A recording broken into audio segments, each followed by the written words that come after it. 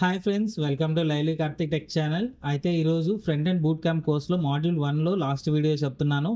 అయితే ఈ లాస్ట్ వీడియోలో మీరు ఏం నేర్చుకుంటారంటే ఒక ప్రాజెక్ట్ ఫోల్డర్ స్ట్రక్చర్ ఎలా ఆర్గనైజ్డ్గా ఉంటుందనేది మీరు నేర్చుకుంటారు. అలాగే ఒక బేస్ ప్రాజెక్ట్ ఎలా క్రియేట్ చేయాలో కూడా నేర్చుకుంటారు. అలాగే విజువల్ స్టూడియోలో కొన్ని ఎక్స్టెన్షన్స్ మనం ఇన్స్టాల్ చేసుకోవచ్చు. అవి ఇన్స్టాల్ చేసుకుంటే అవి మీకు ఎలా ఉపయోగపడతాయి అనేది కూడా మీకు చూపిస్తాను.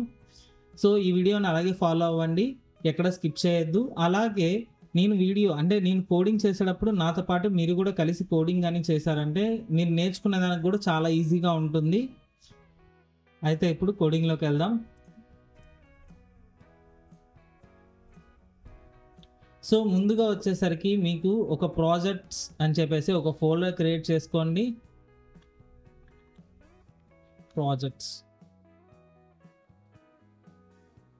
సో ఇది మీకు ఫస్ట్ ప్రాజెక్ట్ కాబట్టి మీకు మీనింగ్ఫుల్గా ఉండే నేమ్ ఇచ్చుకోండి. లేదంటే నేను వచ్చేసి జస్ట్ ప్రాజెక్ట్ 1 అని ఇస్తున్నాను. ప్రాజెక్ట్ 1.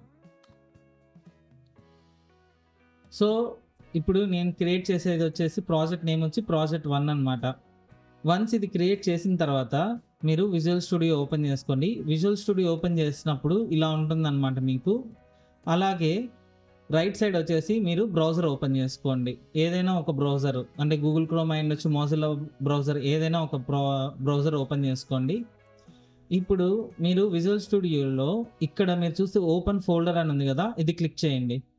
క్లిక్ చేస్తే మీకు ఇక్కడ చూపిస్తుంది అన్నమాట. డెస్క్టాప్లోకి నావిగేట్ చేసి ప్రాజెక్ట్స్లోకి వెళ్ళి ప్రాజెక్ట్ 1 ఫోల్డర్ ఉంది కదా, ఇది సెలెక్ట్ చేసుకొని సెలెక్ట్ ఫోల్డర్ క్లిక్ చేస్తే మీకు ఆ ఫోల్డర్ వచ్చేసి ఇక్కడ ఓపెన్ అవుతుంది అనమాట, ప్రాజెక్ట్ 1. ఓకే. సో నెక్స్ట్ వచ్చేసరికి ప్రాజెక్ట్ 1లో ఇప్పుడు మనము ఒక ఆర్గనైజ్డ్గా ఒక ప్రాజెక్ట్ ఫోల్డర్ అనేది రెడీ చేసుకోవాలి కాబట్టి, ప్రాజెక్ట్ స్ట్రక్చర్ అనేది రెడీ చేసుకోవాలి కాబట్టి మీరు ఇక్కడ రైట్ క్లిక్ కొట్టి న్యూ ఫోల్డర్, అంటే ఒక ప్రాజెక్ట్లో మీరు ఆర్గనైజ్డ్గా ఫోల్డర్స్ క్రియేట్ చేసుకోవచ్చు, అలాగే ఫైల్స్ కూడా క్రియేట్ చేసుకోవచ్చు. సో న్యూ ఫోల్డర్ అనేది క్లిక్ చేసి అసెట్స్ అనే ఒక ఫోల్డర్ క్రియేట్ చేస్తున్నాను. అసెట్స్ అనే ఫోల్డర్ దేనికంటే ఇందులో మీకు ఇమేజెస్ ప్లేస్ చేసుకోవచ్చు, లేదంటే వీడియోస్ ప్లేస్ చేసుకోవచ్చు, ఫాంట్స్ ప్లేస్ చేసుకోవచ్చు, లేదంటే ఐకాన్స్, మనకి వెబ్సైట్లో ఐకాన్స్ చూస్తాం కదా, అలాంటి ఐకాన్స్ ప్లేస్ చేసుకోవచ్చు. సో ఇవన్నీ కూడా అసెట్స్ ఫోల్డర్లోకి వెళ్తాయన్నమాట. సో నెక్స్ట్ వచ్చేసరికి సిఎస్ఎస్. సో సిఎస్ఎస్ ఫైల్స్ అన్నీ కూడా ఈ సిఎస్ఎస్ ఫోల్డర్లోకి వెళ్తాయి. అలాగే నెక్స్ట్ వచ్చేసి జేఎస్. సో జావా స్క్రిప్ట్, అంటే మనకి ఇంటరాక్టివ్ వెబ్సైట్స్ డిజైన్ చేయడానికి జావా స్క్రిప్ట్ ఖచ్చితంగా అవసరం. సో జావా స్క్రిప్ట్ కూడా ఒక ఫోల్డర్ అనేది మనం క్రియేట్ చేసుకుంటాం. ఈ జావా స్క్రిప్ట్ ఫోల్డర్లో అన్ని జావా స్క్రిప్ట్ ఫైల్స్ మాత్రమే ఉంటాయి. ఓకే. ఇవన్నీ అయిపోయిన తర్వాత మెయిన్ ఫైల్.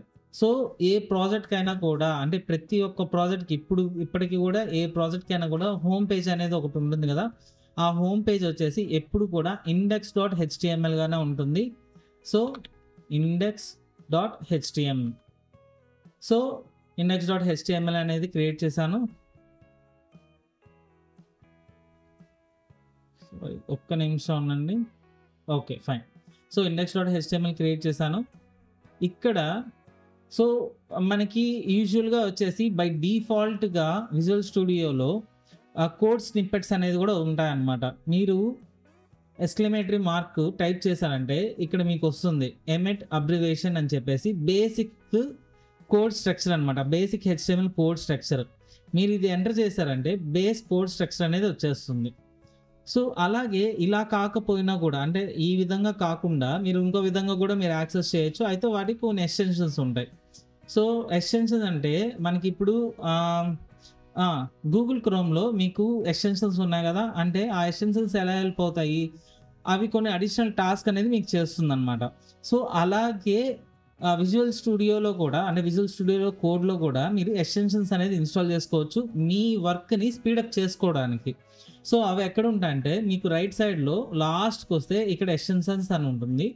సో క్లిక్ చేస్తే మీరు ఇక్కడ అన్ని ఎక్స్టెన్షన్స్ కూడా చూడొచ్చు అనమాట. సో ఇవన్నీ ఆల్రెడీ ఇన్స్టాల్డ్, అంటే నేను ఆల్రెడీ ఇన్స్టాల్ చేసిన ఎక్స్టెన్షన్స్ ఇవన్నీ. సో ఇక్కడ మీరు ఫస్ట్ చూసుకునే HTML బాయిలర్ ప్లేట్, అంటే HTML కోడ్ స్నిప్పెట్స్ని ఈజీగా ఇస్తుంది అనమాట, దానికోసంగా ఇది. అలాగే Java script, Java script code snippets అంటే స్క్రిప్టింగ్ లాంగ్వేజ్లో ఉండే కోడ్ స్నిప్పెట్స్ని ఫుల్ఫిల్ చేస్తుంది. అలాగే సాస్ కంపైలర్. సో అంటే ఇది వచ్చేసి సాస్ అంటారు, ఇది సిఎస్ఎస్ ప్రీ ప్రాసెసర్ అనమాట. సో ఇది ఎలా వర్క్ అవుతుందని కమింగ్ వీడియోస్లో కూడా చూద్దాము. సో ఇది సాస్ కంపైలర్ అనమాట. అలాగే లైవ్ సర్వర్. సో మనం ఏదైనా ఒక వెబ్సైట్లో మనము డైనమిక్ కోడ్ ఇంపోర్ట్ చేసినప్పుడు, లేదంటే ఏదైనా ఒక జేసాన్ కోడ్ని ఇంపోర్ట్ చేసినప్పుడు దానికి సర్వర్లోనే రన్ అవుతుంది. అట్లాంటప్పుడు మనము ఈ లైవ్ సర్వర్ ఎక్స్టెన్షన్ యూజ్ చేసుకొని డైరెక్ట్గా మనం సర్వర్ అనేది రన్ చేసుకొని చూడొచ్చు. అలాగే సాస్ ఫార్మాటర్ అంటే ఇక్కడ మీకు సాస్ కంపైలర్ చెప్పాను కదా, సాస్ కోడ్ రాసినప్పుడు ఆ సాస్ కోడ్ని ఫార్మాట్ చేయడానికి ఉపయోగిస్తారనమాట. ఇలాగే ఇంకొక ఎక్స్టెన్షన్ ఉంది ప్రిటియర్ అని చెప్పేసి. So prettier ESLint. సో ఇది ఇన్స్టాల్ చేసుకున్నప్పుడు ఏమవుతుందంటే ఇట్లా ఇన్స్టాల్ చేసుకోవాలి. సో ఇలా ఇన్స్టాల్ చేసుకున్నప్పుడు ఏమవుతుందంటే ఒక కోడ్ ఏదైనా జంబుల్డ్ ఫార్మాట్లో ఏదైనా ఉందంటే దాన్ని కొంచెం బ్యూటిఫుల్గా మారుస్తుంది అనమాట, అంటే ఆర్గనైజ్డ్ వేలో మారుస్తుంది. సో అది కూడా మీకు ఎగ్జాంపుల్ చూపిస్తాను ఎలా ఏంటని చెప్పేసి. సో నెక్స్ట్ ప్రాజెక్ట్లోకి వద్దాము. సో నెక్స్ట్ ప్రాజెక్ట్లోకి వస్తే ఇక్కడ మీరు చూసారు కదా, సో బై డిఫాల్ట్గా వచ్చేసింది అనమాట. ఇలా కాకుండా మీకు HTML బాయిలర్ ప్లేట్ చెప్పాను కదా, సో HTML అని టైప్ చేస్తే ఇక్కడ HTML ఫైల్ బాయిలర్ ప్లేట్ అని వచ్చింది కదా, ఇది క్లిక్ చేసినా కూడా మీకు డిఫాల్ట్గా బేసిక్ కోడ్ స్ట్రక్చర్ అనేది వచ్చేస్తుంది. ఈ బేసిక్ కోడ్ స్ట్రక్చరు మీకు మాడ్యూల్ 2లో ఎక్స్ప్లెయిన్ చేస్తాను. సో ఇప్పుడైతే మాత్రం మీకు జస్ట్ ఇది ఎలా క్రియేట్ చేసుకోవాలి ఏంటనేది మాత్రం నేను చెప్తాను అనమాట. సో ఇక్కడ మీరు చూసుకుంటే ఇక్కడ link REL style sheet HREF అని ఎంటీ ఉంది. సో యూజువల్గా ఏంటంటే ఇక్కడ CSSని మనం లింక్ చేస్తాము. అలాగే స్క్రిప్ట్ SRC ఇట్లా ఉందన్నమాట, అంటే స్క్రిప్ట్ క్లోజింగ్ స్క్రిప్ట్ ఉంది. సో యూజువల్గా ఈ SRC అంటే సోర్స్ అంటారు. సో ఇందులోకి వచ్చి స్క్రిప్టింగ్ ఫైల్ని లింక్ చేసుకుంటాం. సో ఇక్కడ మీరు చూపిస్తున్నా కదా, అంటే CSS.js కోడ్ ఉంది కదా, అంటే లెట్స్ సపోజ్ నేను ఒక ఫైల్ క్రియేట్ చేస్తున్నాను అనుకోండి, style.css. ఇప్పుడు ఈ style.cssని నేను ఇక్కడ ఇంపోర్ట్ చేసుకోవాలి. అప్పుడు ఎలా ఇంపోర్ట్ చేసుకుంటా అంటే ఇక్కడ already link REL style sheet ఉంది కదా, HREFలో CSS/style.css అలాగే ఇంపోర్ట్ చేసుకోవాలి. అలాగే నెక్స్ట్ JS ఉంది కదా, JSలో వచ్చేసి app.js అనే ఒక ఫైల్ ఉందనుకోండి. సో దీన్ని ఎలా ఇంపోర్ట్ చేసుకోవాలంటే స్క్రిప్ట్ SRC అంటే సోర్స్ ఉంది కదా, సోర్స్లోకి వచ్చేసరికి JS/app.js. సో ఇలా ఇంపోర్ట్ చేసుకోవాలన్నమాట. ఇలా ఇంపోర్ట్ చేసుకున్న తర్వాత మీకు ఫస్ట్ కోడ్ నేను జస్ట్ అంటే మీకు టర్మ్స్ అన్నీ కూడా మాడ్యూల్ అంటే HTML టర్మ్స్ అన్ని ఎలిమెంట్స్ కూడా అన్నీ కూడా మాడ్యూల్ 2లో ఎక్స్ప్లెయిన్ చేస్తాను, ఎక్కడ కన్ఫ్యూజన్ అవ్వద్దు. సో ఇది మీకు just simple project folder demo మాత్రమే, ఓకేనా. సో ఇక్కడ వచ్చేసి హలో ప్రాజెక్ట్. సో Ctrl+S కానీ టైప్ చేశారంటే మీకు ఈ కోడ్ మొత్తం కూడా index.html ఫైల్లో సేవ్ అయిపోతుంది. సో ఇప్పుడు మీరు index.html సేవ్ చేసినప్పుడు మీకు ఏం వస్తుందో చూద్దాం. సో నేను ఏం చేయొచ్చు అంటే డైరెక్ట్గా నేను ఈ ఫోల్డర్లోకి వెళ్ళి ఇలా కూడా ఓపెన్ చేయొచ్చు, ఇలా కూడా ఓపెన్ చేసి చూడొచ్చు. సో హలో ప్రాజెక్ట్ అని వచ్చిందా అంటే నేను అక్కడ ఏదైతే ఇచ్చానో హలో ప్రాజెక్ట్ అని అదే మీకు ఇక్కడ డిస్ప్లే అయిందనమాట. చూస్తున్నారు కదా, అదిగోండి హలో ప్రాజెక్ట్. ఇది ఒక వే, ఇది వచ్చేసి లోకల్ ఫైల్ని డైరెక్ట్గా ఓపెన్ చేయడానికి. ఇలా కాకుండా ఇందులో మీకు ఏమవుతుందంటే ఒకవేళ ఇన్ కేస్ ఇక్కడ వచ్చేసి మీరు హలో ప్రాజెక్ట్ 1 అని చెప్పి టైప్ చేశారనుకోండి, సేవ్ చేశారు, ఇక్కడ మీకు వెంటనే రిఫ్లెక్ట్ అవ్వదు. మీరు ఖచ్చితంగా ఇక్కడ బ్రౌజర్లోకి వచ్చి రీఫ్రెష్ చేయాలి. రీఫ్రెష్ చేస్తేనే మీకు ఇక్కడ ఉండే చేంజెస్ ఇక్కడే రిఫ్లెక్ట్ అవుతాయి. సో అలా కాకుండా ఇక్కడ మీరు ఏం చేసినా ఇమీడియట్గా మీకు ఇక్కడ రిఫ్లెక్ట్ అవ్వాలి అని అంటే మీకు ఇందాక ఒక ఎక్స్టెన్షన్ చెప్పాను కదా. సో ఏం ఎక్స్టెన్షన్ అది, సారీ ఒక్క నిమిషం ఉండండి. సో ఇక్కడ చూసుకుంటే మీకు లైవ్ సర్వర్ అని చెప్పి ఒక ఎక్స్టెన్షన్ చెప్పాను కదా, ఈ లైవ్ సర్వర్ అనే ఎక్స్టెన్షన్ కానీ మీరు యూజ్ చేశారంటే మీరు రన్ చేసిన తర్వాత మీరు ఏదైనా మోడిఫికేషన్ చేస్తే ఇమీడియట్గా మీకు ప్రాజెక్ట్లో రిఫ్లెక్ట్ అవుతుంది. అది ఎలాగో చూద్దాం ఇప్పుడు. సో ఇది వచ్చి డైరెక్ట్గా లోకల్లో నుంచి ఓపెన్ చేసింది. సో అందుకనే పాత్ ఇలా చూపిస్తుంది అనమాట. ఇప్పుడు మీరు ఇక్కడ index.htmlలోకి వచ్చి రైట్ క్లిక్ కొట్టి ఓపెన్ విత్ లైవ్ సర్వర్, ఇది మీరు క్లిక్ చేసిన వెంటనే మీకు లైవ్ సర్వర్ అనేది ఓపెన్ అవుతుంది. అది చూపిస్తాను. ఇక్కడ మీకు ఇక్కడ ఆల్రెడీ ఓపెన్ అయింది చూడండి, ఇదే లైవ్ సర్వర్. అంటే మీకు ఒక IP అడ్రస్తో మీకు index.html అనేది ఓపెన్ అవుతుంది. ఇక్కడ నేను ఇప్పుడు ఏదైనా చేంజెస్ చేస్తాను, ఒకసారి చూడండి.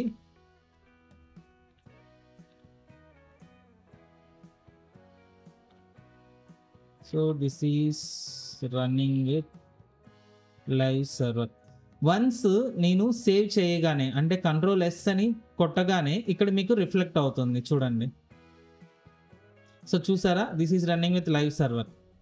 సో ఈ విధంగా అంటే లైవ్ సర్వర్ యూజ్ చేయడం వల్ల ఇది మీకు అడ్వాంటేజ్. ఏదైతే మీరు ఇక్కడ కోడింగ్ చేస్తారో అది ఇమీడియట్గా మీరు పక్కన బ్రౌజర్లో మీరు చూడొచ్చు అనమాట, అంటే నోట్ చేయొచ్చు. అర్థమైందా చెప్పింది? సో నేను ఇప్పుడు మీకు ఒక సింపుల్ టాస్క్ ఇస్తున్నాను. నేను ఇప్పుడు ఏదైతే చేశానో అలాగే మీ ఓన్గా మీరు ఒక ప్రాజెక్ట్ అనేది క్రియేట్ చేయండి. సో అప్పుడు మీకు ఈజీగా అర్థమవుతుంది అనమాట. సో ఈ టర్మ్స్ కూడా అంటే ఇప్పుడు ఇక్కడ మెటా ట్యాగ్స్, టైటిల్ అని, ఇట్లా ఇక్కడ మెటా డిస్క్రిప్షన్ అని ఇట్లా కొన్ని ఉన్నాయి కదా, ఈ టర్మ్స్ ఏంటనేది మీరు తెలుసుకొని నాకు కమెంట్స్లో చెప్పండి. సో అప్పుడు మీకు ఇంకా బాగా తెలుస్తుంది. అంటే మీ అంతటా మీరు ఓన్గా నేర్చుకున్నప్పుడు కూడా మీకు వాటి గురించి బాగా తెలుస్తుంది. మీరు మర్చిపోవడానికి అవకాశం అనేది చాలా తక్కువ ఉంటుందన్నమాట. అందుకోసంగా చెప్తున్నాను.